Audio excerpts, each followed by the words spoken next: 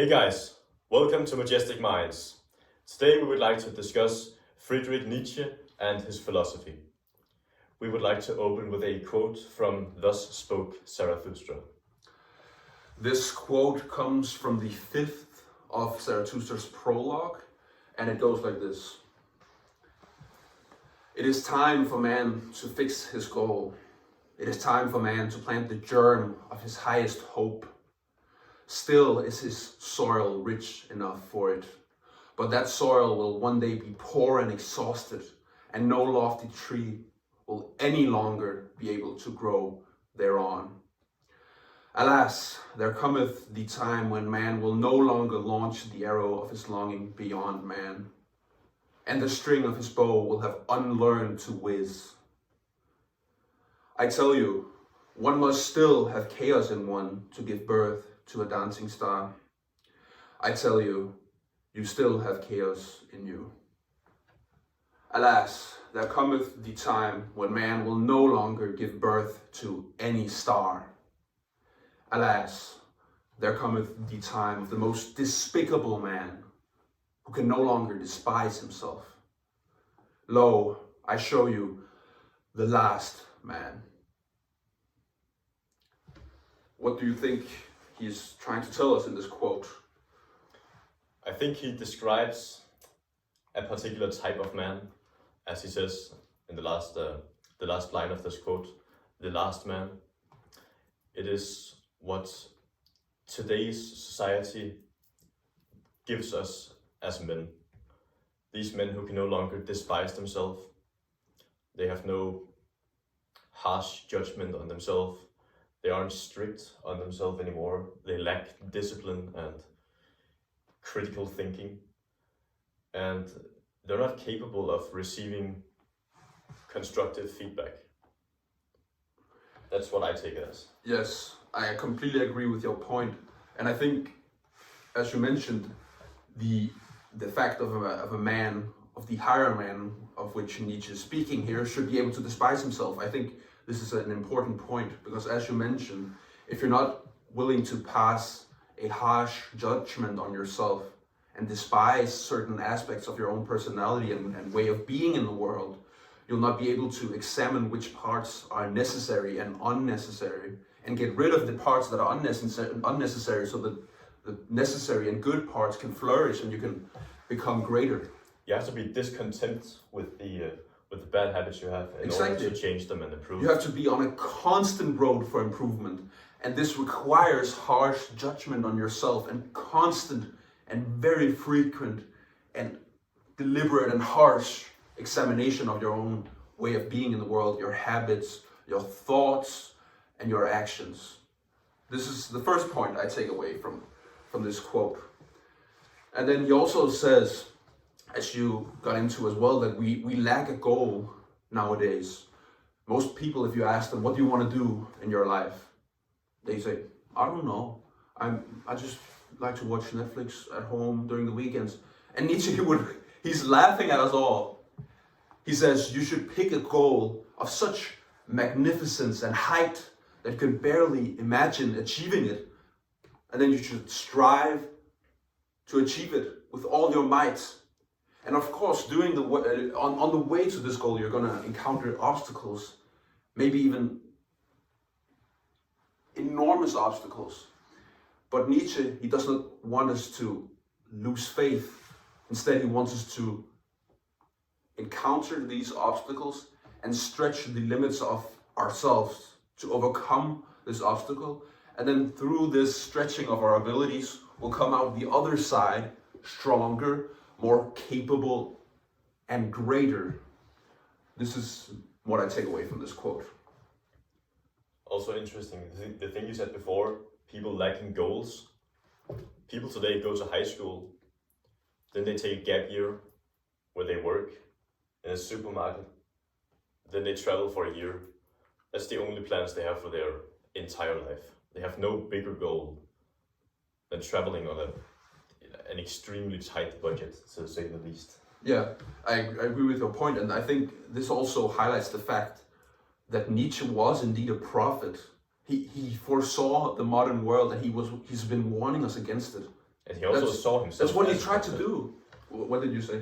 He also saw himself as a prophet. Yeah, As exactly. he says in the end of every chapter in this book, Zarathustra, he mentions this prophet Zarathustra, Yeah. which you obviously know more about than I do, but Yeah, Nietzsche saw himself we as might this. we might just mention who Zarathustra was. He was a prophet in the 11th century after the birth of Christ. He lived in what was then called Persia, which is now Iran, and he was the founder of the religion in Iran. So he's a prophet which has founded the cultural cornerstone of a country. I think Nietzsche is trying to refer that in this book, he's trying to preach a new religion, the religion of the overman, or the Übermensch, as he calls it in German. And he's trying to make this philosophy the cornerstone of a new Europe. And he's trying to saturate this Europe, which is currently losing its will and wish to live. And he's trying to saturate it with the opposite, a will to live, With this new a religion, wish to strive, a wish to accomplish and overcome. What did you want to say? obviously with this new religion, in a sense, as Zarathustra probably did back in the 1100s. So Nietzsche sees himself as this new prophet that has come to save Europe from this plague, Yes, that is in true. a sense. That is true. And Nietzsche himself has, I would argue, very, very accurately diagnosed the problems which we are facing now. And this is a completely remarkable achievement. The man lived from 1844 to 1900, and he was insane the last 11 years of his life. This means that he has predicted the current state of the world psychologically, I would argue, 134 years before it took place. Completely remarkable achievement. He was a genius, and this is why we're talking about him today and his philosophy. He saw that the world was eventually going to come to a downfall, which it is currently right now. Yes, It's what we're experiencing in the Western world.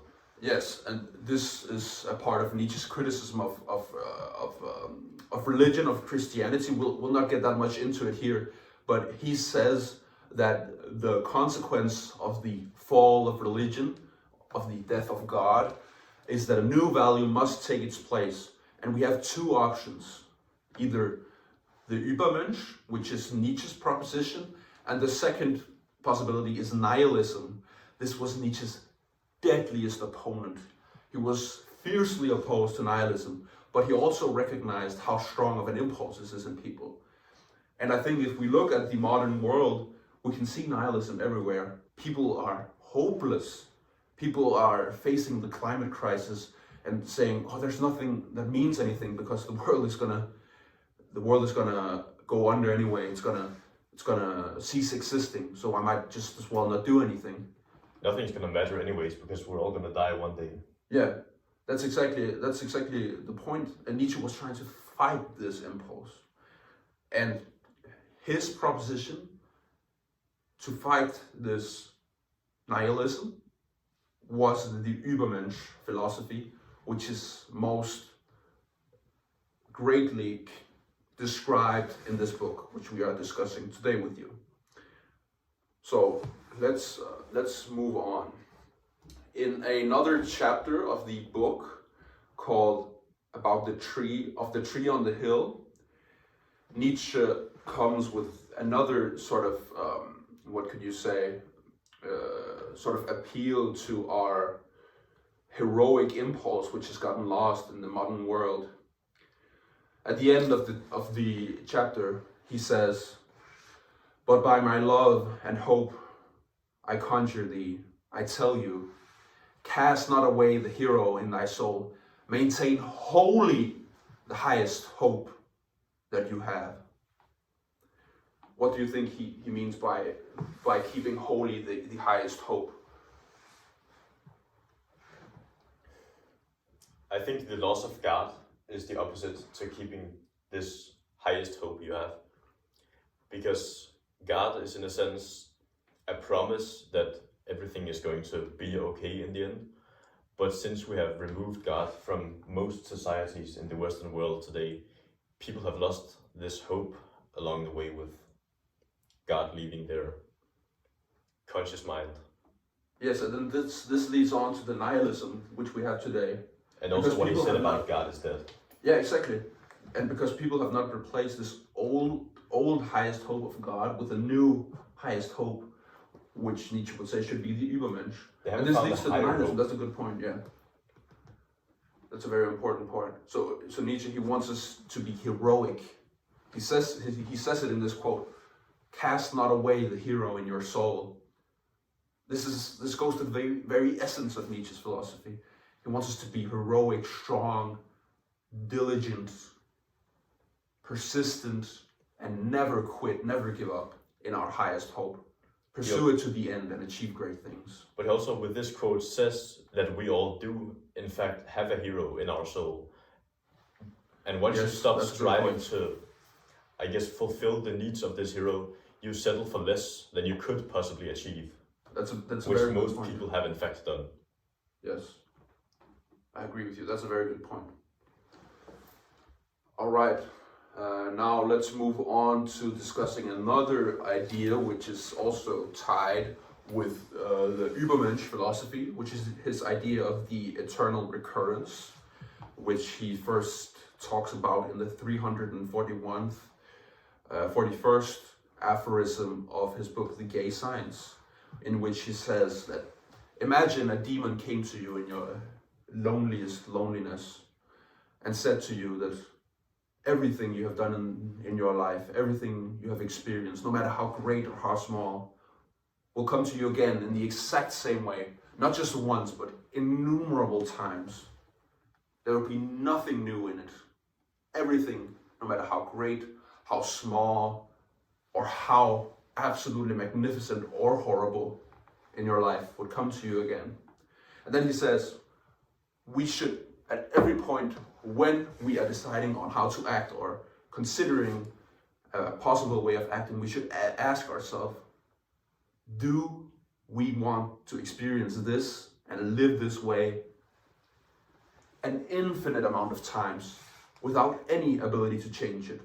He says, this would be the hardest weight on your consciousness. It would truly either transform you or destroy you. And this goes back to the idea of the Übermensch, as we have discussed, because Nietzsche says that if we live as the Übermensch, which is heroic, which is living heroically, bravely, and striving, we would praise this demon which came and said this to us as a god instead of a demon. And he says we should live our lives in a way that we could praise this demon as a god instead of cursing the demon.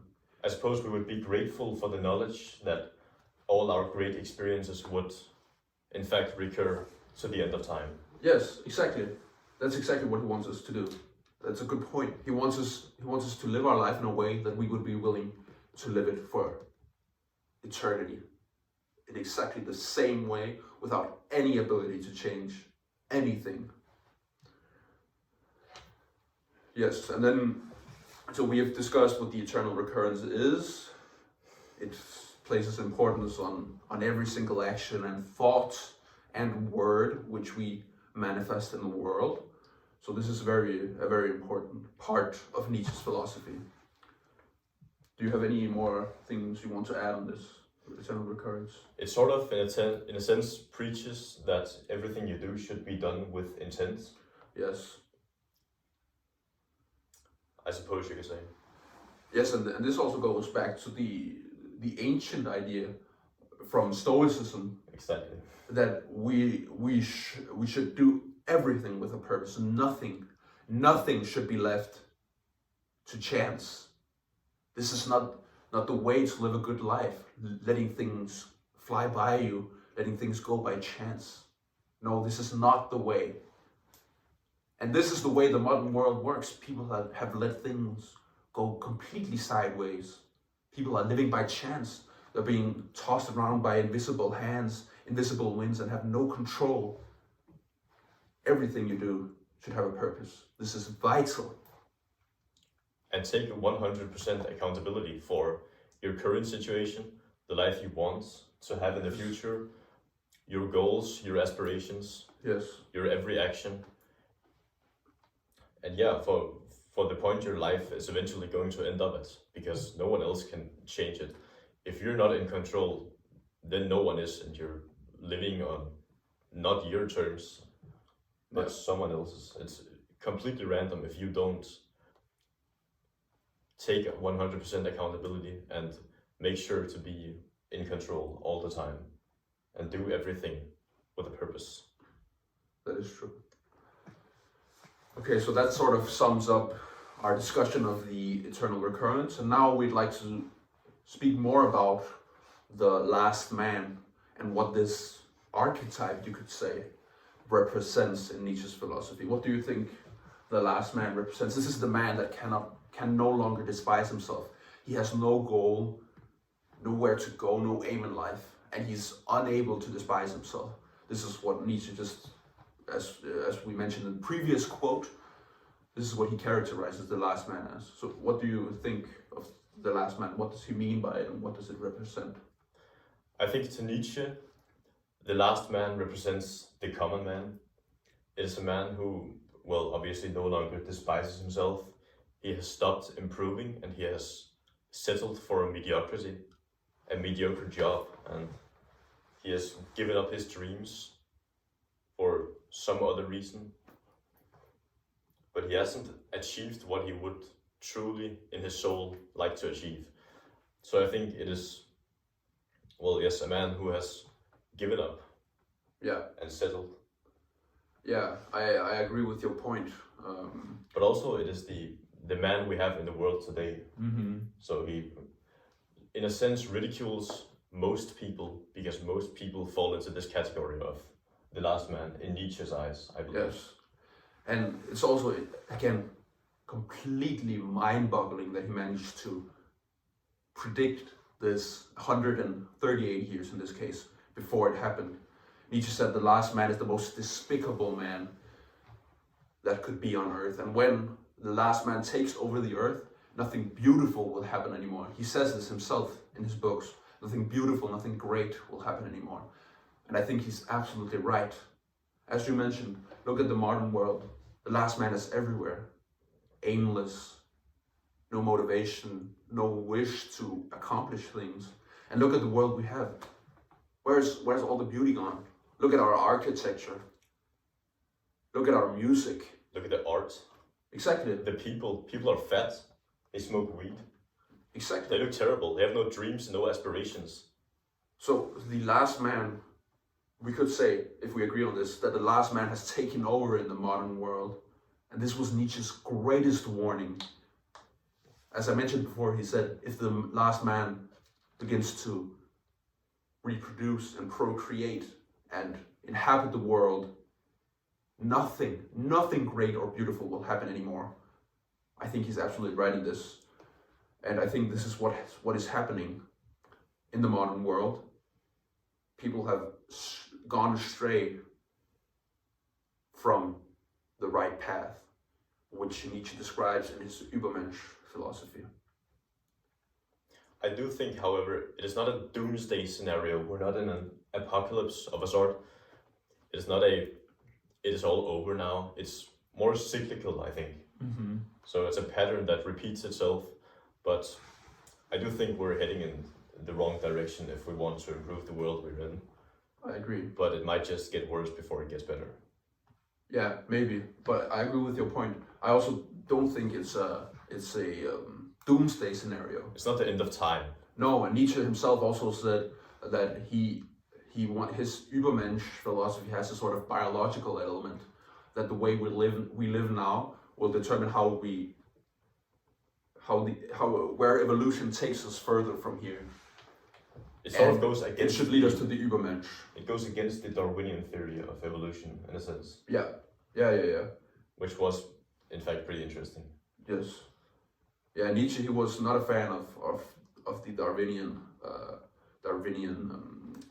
theory of evolution, which is not something we'll get into here. We'll make another video on that another time. But for now, let's move on to We actually have some examples of the Übermensch and the last man. We would like to talk about what habits does the last man engage in. What do you think is the general habits that he engages in?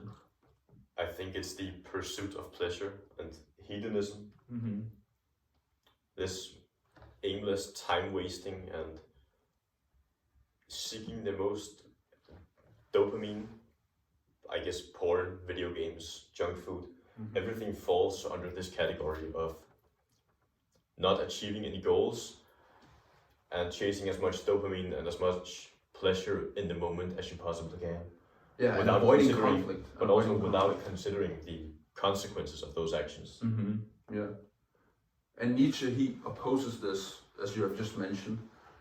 He says that suffering should actually be considered a good thing. He says that through suffering comes beauty. Through suffering comes truth. Through suffering comes courage. Everything good that has ever happened, everything magnificent, noteworthy, memorable, exciting, and great has been achieved through bearing great suffering. This is why Nietzsche opposes people like Epicurus, the ancient Greek philosopher. He opposes Christianity. He opposes the hedonistic modern lifestyle which was emerging at his time, because he says this will lead to a lack of greatness and beauty in the world. I think Nietzsche is spot on in this point, that everything great and beautiful is achieved through suffering. Also, many people say that anything worth achieving doesn't come easy. Yeah. Which also means that you have to embrace the suffering to actually achieve anything worth achieving. Exactly. And this is fundamentally Nietzsche's idea. So again, we see the range of his genius, the range of his foresight. In the modern world today, we're speaking his language, using his philosophy, both in our everyday speech, our everyday thoughts, but also in more general pop culture. For example, the phrase, "What doesn't kill me makes me stronger," that comes from Nietzsche's book, Twilight of the Idols, which he wrote at the end of his intellectual career in 1888. So Nietzsche, he's someone that deserves our utmost attention, because in him, we can find the answers on how modern life and the modern world is going astray, how it's failing. But we can also find the answers on how to counteract this. And the way we counteract it is by striving for great things and becoming strong again, bearing great sufferings to achieve these things. This is why Nietzsche is so important to study, and this is what we've sought to talk about to you today, to tell you about this philosophy. It's also interesting because many people might think it's crazy or delusional for Nietzsche to see himself as a prophet. But it's kind of funny because most people that follow Nietzsche don't see him as a prophet exactly, but their lives has in fact improved a lot since they started following him. So he has, through his literature, improved many people's lives, and he managed to achieve this prophet status that he wished to achieve. Absolutely. I remember one of my friends in my school. She said that Nietzsche, he was a megalomaniac. He was insane. And I think this person is the most lost of them all. That she cannot in fact see the merit of his philosophy. That she cannot see what he's trying to say. That she lacks this basic insight into the human condition. And I think here lies the very core of Nietzsche's value to us. He teaches us how to live a great life. And this is why he ought to be read. We should try to understand what he's telling us, and we should live by his doctrines. Okay, so I think we'll wrap it up for today. We've introduced the major doctrines of Nietzsche's philosophy. Let us know what you think in the comments. And let us also know how this Nietzschean philosophy has improved your life. Tell us if you knew him before, and if you know any other philosophers who would like us to discuss. Yes. As well in the comments. All right, guys. Thanks for tuning into this video, and see you in the next one.